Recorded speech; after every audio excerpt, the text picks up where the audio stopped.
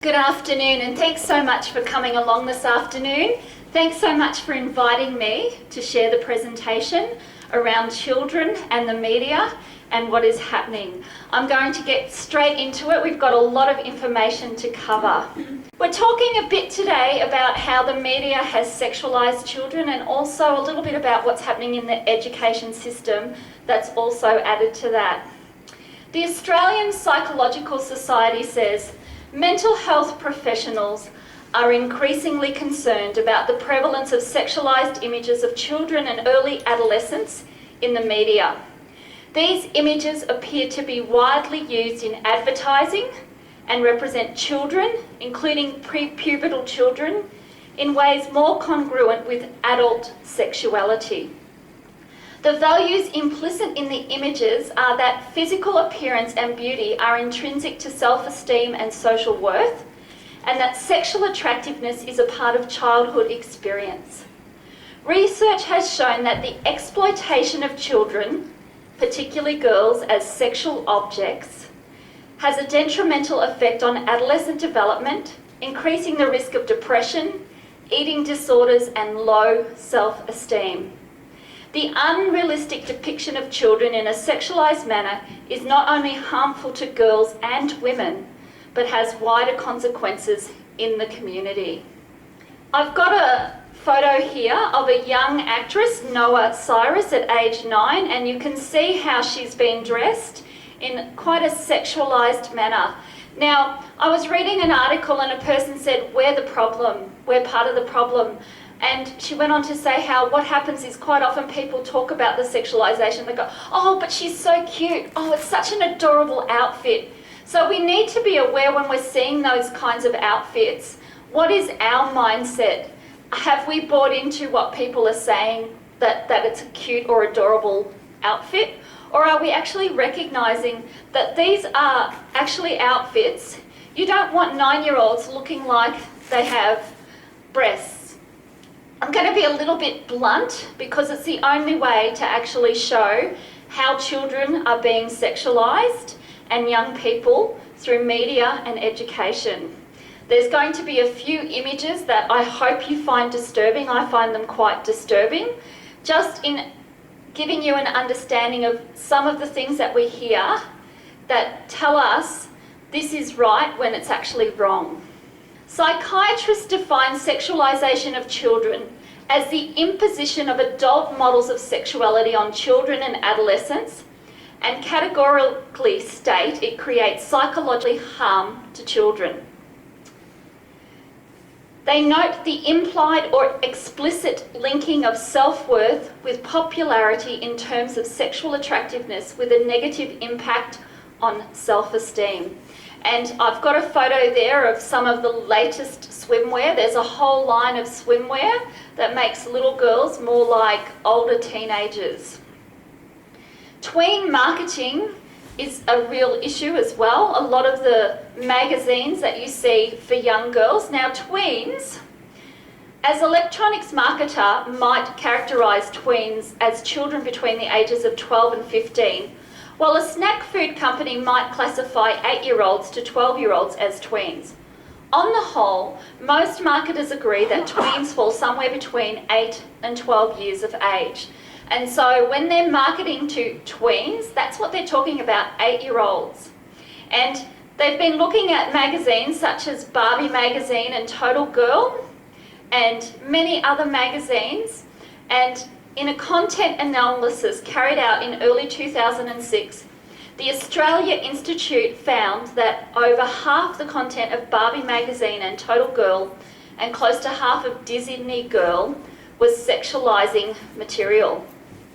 I went and I actually looked for a few of the tween magazines.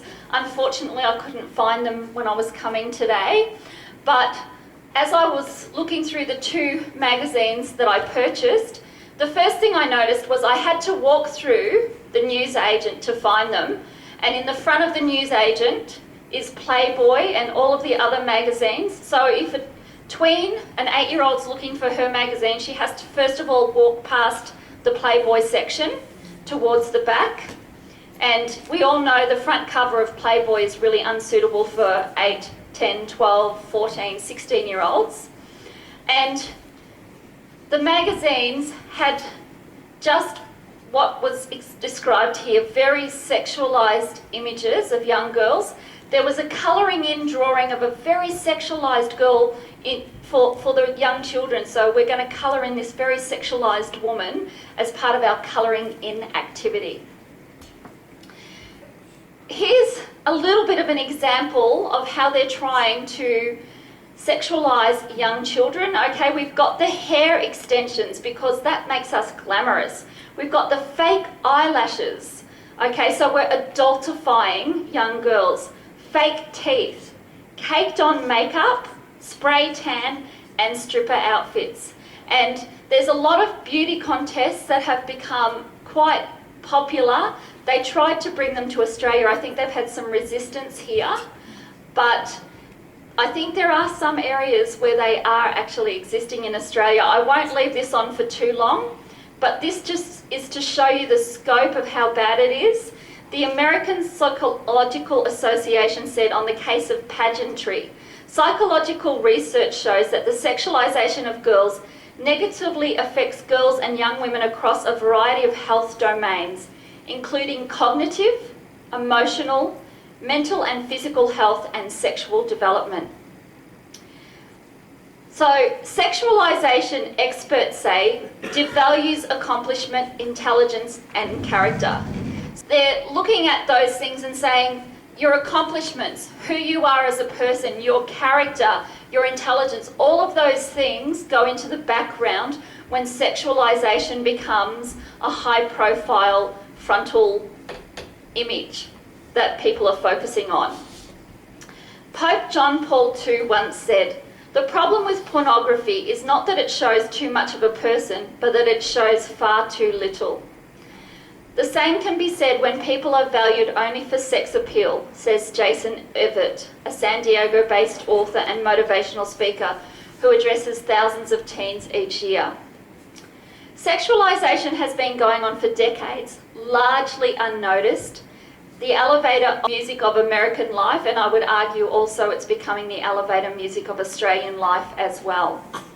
Kids learn from a lot of sources, says Steve Thompson, communication professor at Brigham Young University. It's true they learn from parents and other socialising agents like church and school, but they also learn an awful lot from media. They rely on media as a way to learn about their world. What they see is what they assume is normal. Now, there was a government report that came out in Western Australia. We don't have one in Victoria. I'm kind of not surprised given the things that our current Premier is pushing in our state. But this one came out in 2012 from WA, and the literature review summarised a number of studies and inquiries undertaken in Australia and the United Kingdom, which variously claimed that sexualisation of children may impede children's development of a healthy body image, affect children's self-esteem, affect aspects of children's cognitive and emotional development, impact upon children's mental and physical health and well-being, including by the potential development of eating disorders, depression and appearance anxiety, affect how young children conceptualise femininity and sexuality and gender and sexual roles, and contribute to or provoke sexual harassment or sexualised violence in schools and workplaces. And I just want to note that we've had lots of reports of sexualised behaviour in schools of children abusing children. And that's just not sexual play, that's actual abuse, where children are trying to have sex with other children in primary schools in Australia. Affects educational achievements for girls and lowers their aspirations. Now I want to talk about the advertising industry. One of the biggest issues we have is that it's what's called self-regulated. What self-regulation means is that they are the ones that themselves choose what's okay and what's not okay. The problem is with this is that 97% of complaints are dismissed and only 3% of complaints are ever upheld. So no matter how many people complain about something, it's usually dismissed. Now, children are exposed to things like signs on the back of buses. You have no way to keep kids away from a moving bus or a big billboard. So you can see this sign here that was used in an ad, and there was a complaint around this. The board noted that the images did not contain any nudity, and the model was completely covered by her Bavarian dress. Does she look completely covered to you guys? The board considered that the placement of the image on the public transport did mean that it would be viewed by a broad audience, but considered that in the context of a promotion for this particular venue, the material did treat sexuality and nudity with sensitivity to the relevant broad audience and did not breach Section 2.4 of the Code.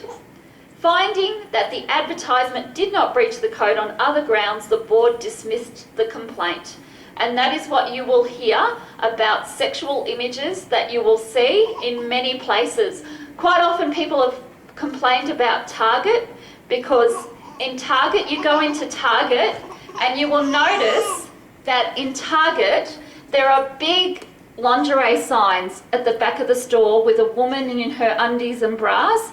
Children are walking around there. Is that really an appropriate place for children to be seeing those things where we've got naked women? If you walk around stores, you'll see Barbie dolls in very sexualized outfits. You'll see movie covers of children's movies with very sexualized themes. So you actually can't escape the sexualization of children, because it's coming out in toys, it's coming out in movies, it's coming out in just basically every area around us. It's surrounding us. Now, one of the problems we have is the ever-increasing availability of pornography and even children accessing pornography. There is compelling evidence that pornography is having a profound impact on the lives of children by shaping young people's sexual understandings, expectations, and practices. Children's exposure to pornographic material puts one at increased risk of developing sexually deviant tendencies, committing sexual offences, experiencing difficulty in one's intimate relationships, and accepting the rape myth. And one of the things that they have often pointed out is that pornography destroys the capacity for intimacy.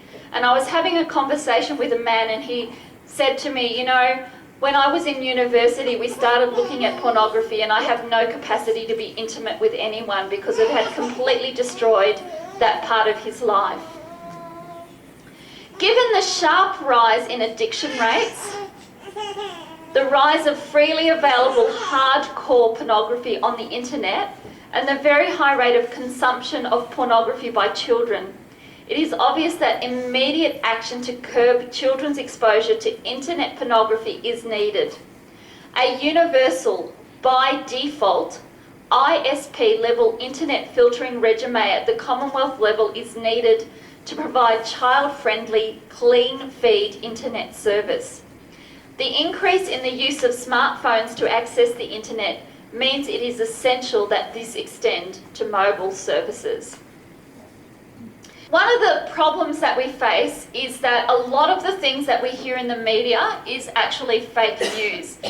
Recently, Channel 10 was caught out in deliberately creating fake news.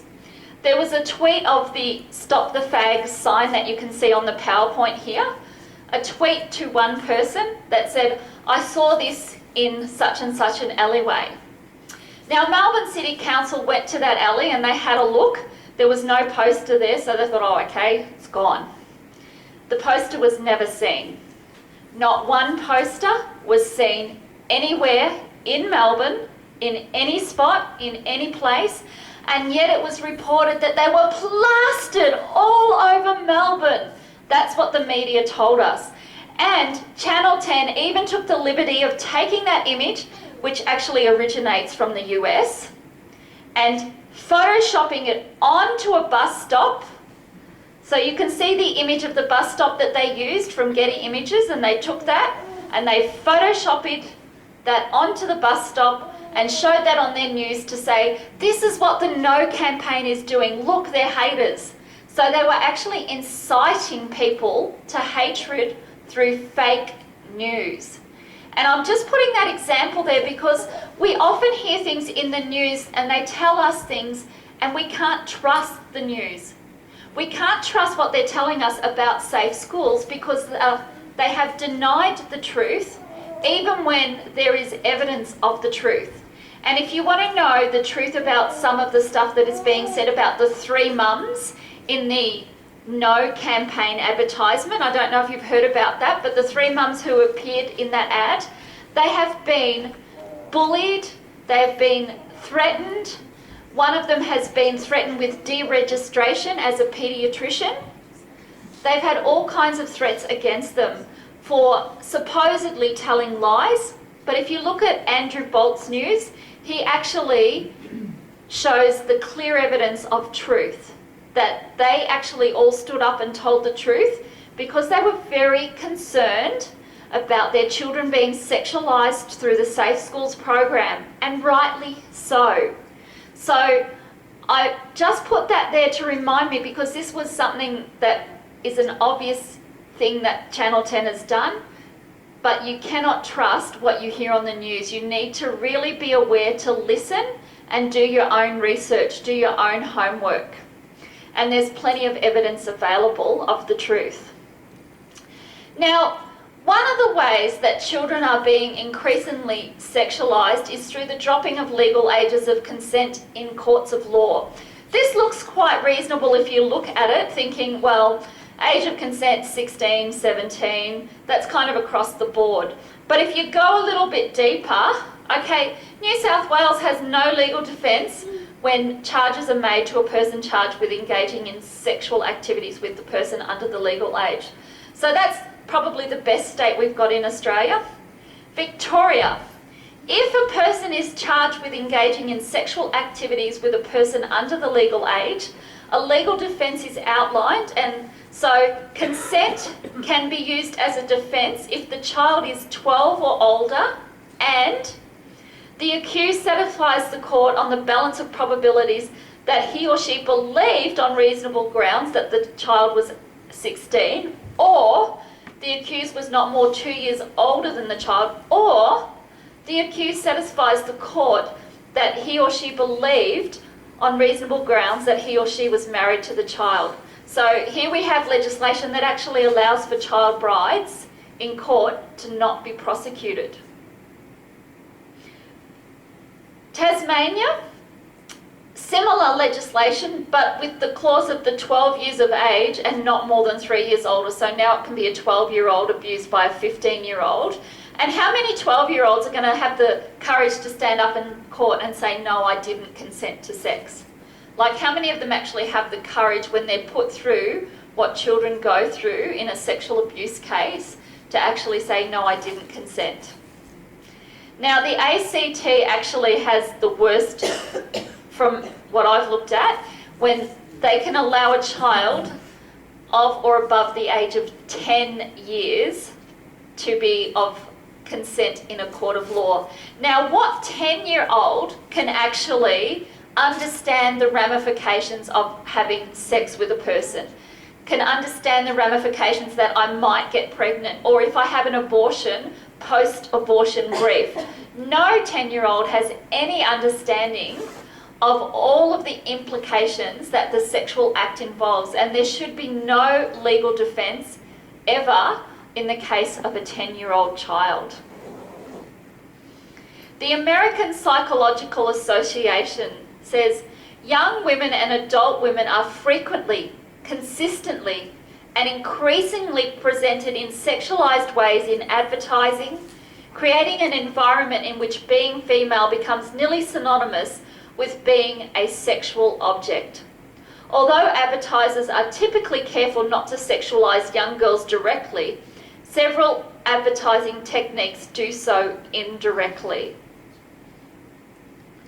This is a school video that a friend directed me to. Now, I just wonder where young girls, probably 5 or 6, learn to dance like that. The video is actually even worse when you actually see the video. How did children as young as 5 and 6 learn to dance in such a sexualized manner? Who is teaching them that? And music videos is another thing that as parents and grandparents you need to be really aware of. Music videos, highly sexualized. The ones that I've caught in the background, I never actually watch them on purpose, but occasionally I catch one in the background and I think, oh my goodness me. Now, Miriam Grossman is a doctor, and she's one of the few doctors that's actually willing to stand against the tide and speak truth in a generation where increasingly children are losing their sexuality because of political correctness. And she has an article, The Rewards of Sexuality. And she says, the rewards of sexuality with the right guy at the right time are immense. Ask an older woman you respect who waited and chose the right man. You might be surprised to hear her describe love and passion that has lasted for decades and keeps getting better. Yet you're bombarded with a different message. You can reap these rewards with nearly any guy at almost any time. You've been told that exploring and experimenting, as long as you're protected, can be safe, satisfying and beneficial. Don't fall for it. It's easy to forget, but the characters on Grey's Anatomy and Sex in the City are not real. In real life, Meredith and Kerry would have warts and herpes. They'd likely be on Prozac or Zoloft. Today, a woman cannot have so many partners without paying a price. Safer sex guidelines were developed before you were born, but now we live in a different world. Now we're fighting a horde of bugs, and bugs are winning. It's no longer enough to communicate with your partner. Recognize that sexual activity, any genital contact with another person, is a serious matter. A single encounter can have lifelong consequences, especially for a woman. That's not sexist, that's biology, your biology. Ignorance or denial of this fact will only increase your vulnerability. Don't let that happen. Instead, learn about the distinct sensitivities of being female. Go beyond the brief information provided here and use that knowledge to inform your decisions. That's real empowerment. And she's written a couple of books. You're Teaching My Child What is one of them. And in that she examines what the powerful sex education industry teaches your child and what she finds will make your hair curl. Finally, a doctor who's brave enough to break ranks and call foul. She's also written another book called Unprotected. It's good to see that we do have some doctors that are actually willing to speak out about the sexual impacts of promiscuity. And I think one of the biggest challenges we face is so little people are afraid of speaking out about the sexual consequences because of discrimination cries. I was reading an article about the higher rates of STDs among homosexual men, and at the end of this government-published article it said, it is believed that discrimination is what leads to the higher rates of sexually transmitted diseases among homosexuals. And I thought, now, last I checked, an STD was only contracted through having sexual contact with people. You couldn't actually get an STD from discrimination. Like, do they think we're completely stupid or something to actually buy that? So people don't talk about the consequences. You hear a lot of stuff in the Safe Schools program about many different sexual acts being okay, but they don't talk about the risks of STDs. And when they do, it's about monitoring at the doctors, to monitor them, to check and to treat, not about avoiding them altogether.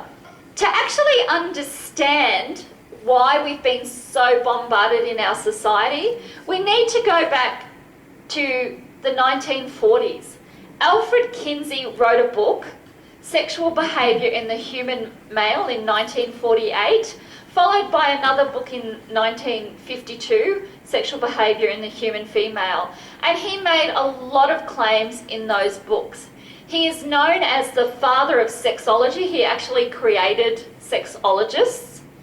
And his groundbreaking and controversial research on human sexuality profoundly influenced social and cultural values. It sure did, not in a good way though. The books became bestsellers and became the basis for the myth that you will hear: children are sexual beings from birth. Okay, and that myth has become widespread all over the media and many places. Lovely looking website we've got here, Holistic, Mindful, Sustainable Courage, sharing the new story of childhood, parenthood and human family. And one of the first articles they have is how children are sexual beings from birth, and you see these two lovely children with sexual beings written underneath. That's exactly how it is on the website. Now, children like this should never be viewed as sexual beings. Again, just for another example, we have the Youth Embassy website, and it claims all human beings from birth until death are sexual beings. So the work of Dr. Alfred Kinsey from Kinsey Institute continues to impact society today, in spite of the fact that his research was shown to be faulty, it was shown to be biased, and it was shown to be incorrect. In spite of that, they still use his research. And I'll talk a little bit more about some of that. I've got a couple of relevant slides a bit later. Now, this is directly from the Safe Schools curriculum. So we're told Safe Schools is not sexualising children or giving them any ideas that are negative.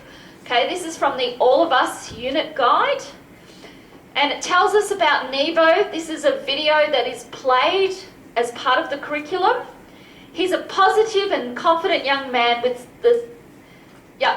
young person. Excuse me, forgive me for using the wrong pronoun there. Nebo is a positive and confident young person with the same hopes and dreams as many young people. He tells a powerful story about growing up with the knowledge that the female sex assigned to him at birth did not match who he knew he truly was. He speaks about the unique challenges facing transgender people and how the people in their lives can be supportive. He also comments that the important difference between gender identity and sexual identity. Nebo's story will help to dismantle fears and stereotypes about transgender and gender diverse people. And Nebo today, this is a recent article, okay? I took a look in the mirror and see I'm neither male or female. He now calls himself gender non-conforming, all right? He says, I used to identify as a man, I used to identify as a woman, but right now that's not relevant to me. I see myself as a mosaic of femininity and masculinity and complex thought and ability. And this is what happens when we teach children that it's all about your feelings. When we forget biology, we forget science, and we make it about feelings, this is what happens. We have confused young people who don't know who they are. The normalisation of transgenderism is really normalising psychopathology. Gender identity disorder was renamed gender dysphoria, but it is still a mental disorder, gender dysphoria. And it should stay as one because we know with every other area of life where your beliefs don't match reality, where your beliefs don't match science, we bring your beliefs into matching science. We don't tell a person with an eating disorder, oh yes, you're right, you're fat when they're really skinny. We don't do that because we know it's not good for them. We don't tell someone with body dysmorphia, oh yes, you should cut off your arm because you want to cut off your arm. We don't tell them that. No, no, no. We work with the false belief in the mind to bring truth.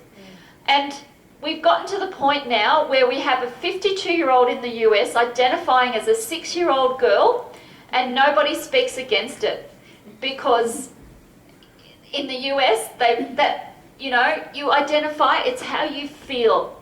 That's what matters. So we have a 52-year-old man identifying as a 6-year-old girl. He's been adopted by some lovely grandparents after leaving his wife and 7 children. Isn't that nice that those grandparents were willing to adopt him? So we are normalising abnormal psychology when we accept transgenderism. And we're confusing children and young people. Bisexual is a person who is emotionally and romantically attracted to multiple genders. That comes out of the All of Us unit guide, just so you know where the students are getting this information, okay? And it tells the teacher a key outcome for this discussion is an understanding that people's sexuality is made up of their feelings, behaviour and identity, and we shouldn't make assumptions about any of these things based on anything else. Forget your biology, that's no longer important, it's all about feelings. One of the things I shake my head at is mental health professionals accepting this, knowing that one of the 10 common thinking distortions is mistaking feelings for facts, and when you do that, that leads to psychological problems. Here we have a whole theory on mistaking feelings for facts, and we are calling that normal. Well, I'm not, but those that are, they are mistaking abnormal psychology for normal. This is out of the All of Us guide, gender. Where possible, avoid using gendered terms. For example, use words like workforce instead of manpower and police officer instead of policeman. Phrases like ladies and gentlemen or boys and girls should be avoided. When speaking about individuals, be sure you know and use their preferred pronoun. He, she, he, they. Yes, some people prefer to be called they. And it's already happening in Canada that people are being sued for not using the correct they, their pronoun. If unknown, ask the person or use their name instead. Pronouns. It's okay to ask people about their preferred use of pronouns. Where possible, ask privately. Some people use gender-neutral pronouns such as they or ze, while others use no pronoun or may wish to be addressed by their name only. It is important not to make assumptions about people's gender identity and to be respectful when using pronouns. When you start to dig and get down to it, actually, one of the goals is to remove gender from the dictionary altogether. So there is a push to remove Father's Day and Mother's Day in some countries. That actually is a real push that is happening. You may or may not be aware that the Father's Day ad that wasn't aired this Father's Day from Free TV was because that ad was deemed political. When did mum and dad and a child become political? We have to ask that question. When did that become political? They're referring you in the All of Us guide, Safe Schools program, to the -18 website. Okay, and of course, -18 has lots of articles that normalise early sexual behaviours. Now, on the -18 website, they have an article, What is Conversion Therapy? And you may or may not have heard of it, but there were people in the US that would go and they would say, I'm experiencing unwanted same-sex attraction feelings. I want to get rid of them. So they were going saying, I choose that I don't want this. And they would go through therapy. And quite often they would find out that there was some abuse or family dynamics that had led to those feelings. And when they worked through those issues, they actually were quite happy in heterosexual relationships after that. On their website, they say conversion therapy is an umbrella term that's used to describe processes designed to change a person's sexual orientation or gender identity.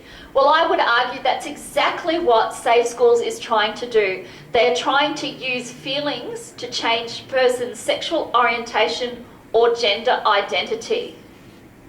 And so they're actually taking children who are very susceptible. We know your consequences and reasoning part of the brain is not fully developed until 24, sometimes later. And your feelings part is the primary area where you make decisions as a teenager. And they are taking very confusing information and they are using that to convert heterosexual teenagers and turn them into homosexuals, bisexuals, transgenders. What they say around someone who says, I have same-sex unwanted attraction, could you help me, is it's pretty clear that this is ridiculous because there's absolutely nothing wrong with being same-gendered, attracted or gender diverse in the first place. This is here in Australia, New South Wales. Child 4 identifies as transgender as data reveals growing referrals for gender dysphoria. And this 4-year-old is actually being referred to have transgender surgeries before kindergarten so that it won't impact their life. According to News Corp, data from the Westmead Children's Hospital stated that referrals for gender dysphoria have tripled. Hardly surprising when they're being indoctrinated with your feelings are more important than your biology. Of course kids are confused. That's very confusing information. The report said another major hospital in Melbourne had 250 children who were being assisted by the gender dysphoria unit. A decade ago, it had just one. Now, Safe Schools has been in the Victorian schools for quite some time, and this is the result of it. Now we have this huge increase of children who are confused about their sexuality. The topic has divided opinions among child psychology and gender dysphoria experts. And part of the reason it's so divided is a lot of people who actually don't agree with it won't speak out because of fear of persecution, because there is so much bias to go the politically correct LGBTQI route. Some have argued it is appropriate for young kids to begin gender transitions, while others insisted 4 years old was simply too young. In Britain, children as young as 4 are asked to choose what gender they are before they start school, with the option of being something other than male or female. So the parents received a letter asking them whether the child preferred male or female, and it said, please support your child to choose the gender they most identify with. One furious mother hit back at the council and said treating children as though they are adults is a dangerous approach from a safeguarding view. And the letter from the council that they received said, we recognise that not all children and young people identify with the gender they were assigned at birth or may identify as a gender other than male or female. However, the current systems set nationally only record gender as male or female. Please support your child to choose the gender they most identify with. Or if they have another gender identity, please leave this blank and discuss with your child's school. Parents have criticised the move, claiming children should be allowed to enjoy their innocence. I agree with that. Children should be allowed to enjoy their innocence. And we know that even in early childcare, as young as 2-year-old, they have programs that have been slipped in that are starting to confuse children. They also described it as a dangerous approach since 4-year-olds do not yet have an adult view of the world or fully understand gender roles. The American College of Pediatricians has an excellent position statement about the harm and dangers of subjecting children to transgender surgery. They talk about the high rate, extremely high rate, up to 90% of children who are confused as children accepting their birth identity once they become adults. So why would you want to get a child to have sex change surgery that comes with all of the problems, lifelong hormone treatments, if they would most probably accept their birth gender by the time they end adolescence?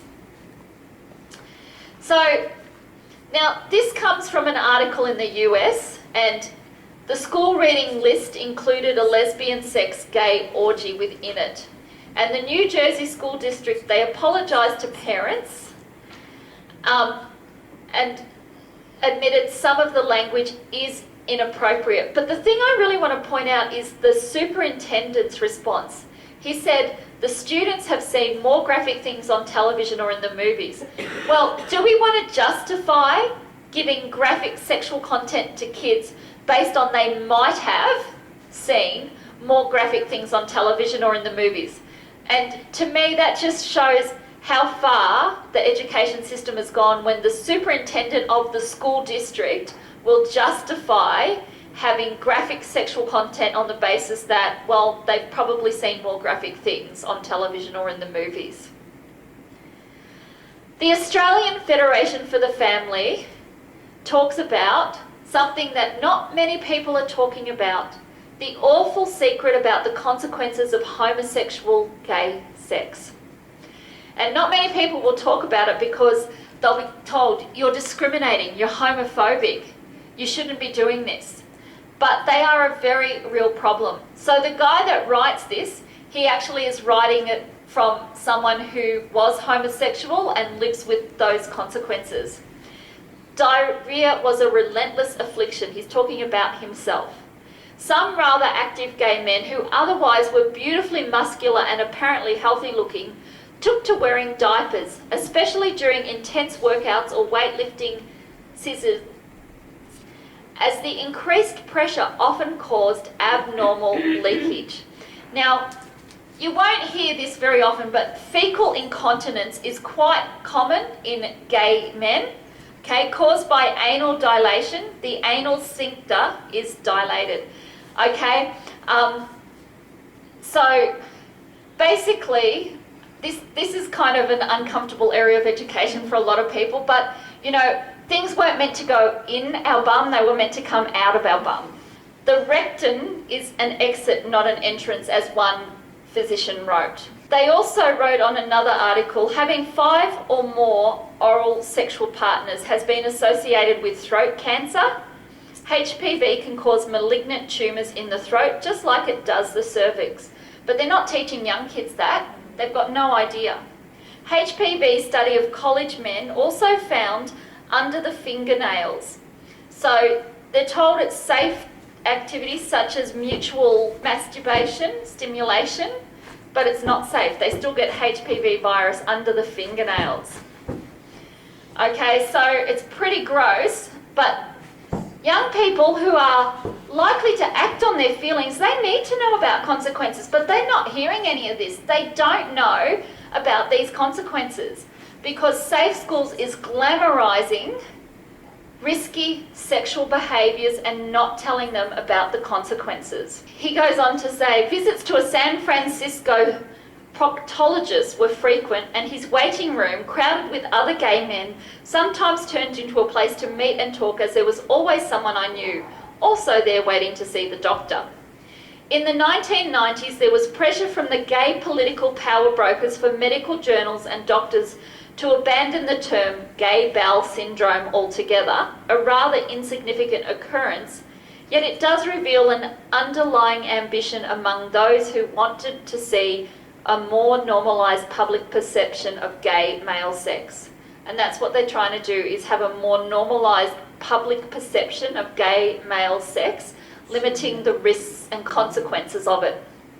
I talked about Alfred Kinsey a little bit earlier, and his data in his book, it's actually what implicates him as a pedophile. He talks about, in his research, children being sexual beings from birth, a 5-month-old baby having 3 orgasms. So this means a 5-month-old baby is being sexually abused. You can see there's 11-month-old babies, 2-year-olds, 2.5, 4, right up to 10. And time involved 24 hours, 14 orgasms. So this child is being abused 24 hours straight. Now, the way that he described orgasms, a gradual and sometimes prolonged build-up to orgasm, which involves still more violent convulsions of the whole body, heavy breathing, groaning, sobbing, or more violent cries, sometimes with an abundance of tears, especially among young children. That's how he described orgasms. So you can see how sick this research is.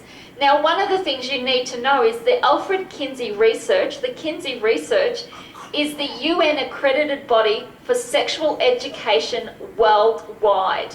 They have been informed of the pedophile history of Kinsey, and they have not de-accredited the Kinsey University. There was a question that was asked about why haven't they released the records of the pedophile, and the new director of the Kinsey University said that would be immorality of the highest order. So he called releasing the records of pedophiles immorality of the highest order, not the sexual abuse of the children as immorality of the highest order. So they've twisted the truth. I was reading a book, and it's by a police woman in Britain, and she talks about her work as a policewoman investigating pedophile activities. And the first thing she said in chapter 1 is, the pedophile is sexually aroused by children. And so any time you hear children are sexual beings from birth, you need to remember to link that. Who's aroused by children? Who thinks children are sexual beings? The pedophile does. So whenever you hear that, ask people, do you know that that comes from false research based on pedophilia? I just want to show, this is Kinsey Confidential, okay, how far we've gone from being a society that values purity. I still value purity, but the message that's going out to young people today is promiscuity is fine. There's no problem with promiscuity. Just go out and have a good time. Act the way you feel. And so we have a guy saying, I'm 25 and I've slept with 15 people. I started having sex at 15, but my most amount of partners were during my first year of university. Am I a slut? Slut is a socially constructed term that implies stigma, shame, and has negative connotation. This label has been reclaimed by some people to counteract the sexual double standard that often penalises women for their sexual activity, including having multiple partners, while praising men for similar behaviour. By reclaiming the term slut, some women feel empowered to live the sexual lives they want. The number of sex partners a person has is a personal choice and is no one's business but their own. The most important thing to remember is that sex between people should be consensual and pleasurable. So it's all about how I feel having sex and fun. So now I just want to briefly tell you about Dr. John Money, because this is where a lot of the transgender information comes from. And he is also the person who came up with the word gender. So when people talk about gender, you can say, have you heard of Dr. John Money? He was the one who created gender. Now, he actually took a young boy who had a very botched circumcision and turned him into a girl on the basis that he believed nurture was more important than nature. And so he felt like if you took a boy and turned them into a girl and they were treated like a girl, they would never know that they were born as a boy. And so they tried to do this with David Reimer, is the name of the boy. It's known as the John Joan case. And he grew up with terrible problems. The end result was that both he and his twin brother had huge psychological problems. They report that his brother developed schizophrenia as a result of the trauma. They were subjected in Dr. Money's office to nude photographs, asked, who do you identify with sexually, who do you feel attracted to as young boys. They were forced to perform incestuous acts with each other. This man is actually the man who created the term gender. So that's something for you to keep in mind. If someone says to you, oh, but a gender. No. Gender's not real. It's a concept socially constructed by a pedophile activist. And when you dig around the transgender surgeries, you'll find most of those that are pushing it are those that are making a lot of money through hormonal treatments and through gender transition surgeries. So that's the Reimer family, and you can see that story on YouTube. There's a few documentaries that have been created on that. So both David and his twin brother suicided. So it's a very tragic story. So I've run out of time. I'll just briefly mention that we don't hear in the mainstream news how much pedophilia is growing. but it's quite huge. 70,000 members were found in 2006. Dean, where's the major media telling us about this? They'll tell us about other things, but they won't tell us about some of this really important stuff that's happening that's impacting children. But of course, we're not going to call them pedophiles anymore. We're going to call them minor attracted persons. That's the new title for pedophiles. And one of the things they suggested with a teacher who had sex with one of her students is that they suggested the trauma wasn't because they had sex with the student. The trauma was because we as society say it should be traumatic. So the truth is being twisted in every area. So I've run out of time, but some things that you can do if you're concerned about the sexuality of children. Personally, we can model modesty. In our homes, we can be the safeguards, the keepers for children and grandchildren, modelling modest apparel, modelling modesty in our actions and behaviours. You can complain when you see the sexualisation of children. Local council, to the store, to your school. You can talk to your child's school about the education. Write to your MPs when you have areas of concern in your area. Call for ISP level internet filtering, which will protect children from pornography. Sign petitions, and you can support the Coalition for Marriage. Collective Shout is a website that has lots of information that's on top of looking at how to help communities not to sexualise children. So thank you so much for your time this afternoon. It's been a real pleasure to be with you.